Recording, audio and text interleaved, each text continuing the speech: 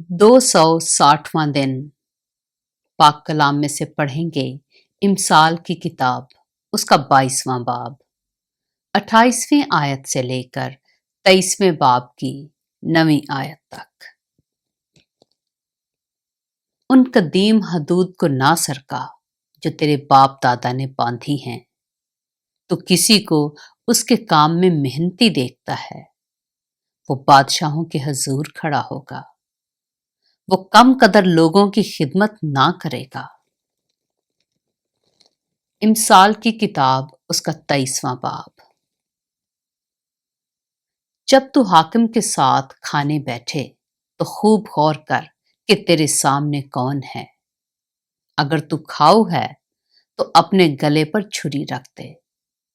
उसके मज़ादार खानों की तमन्ना ना कर, क्योंकि वो दगाबाजी का खाना है।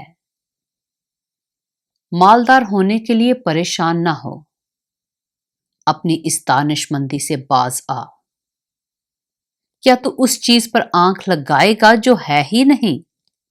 क्योंकि दौलत यकीनन उकाब की तरह पर लगाकर आसमान की तरफ उड़ जाती है।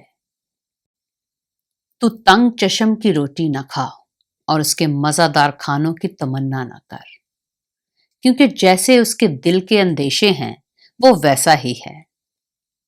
मैं तुझसे कहता हूं, खा और पी, लेकिन उसका दिल तेरी तरफ नहीं।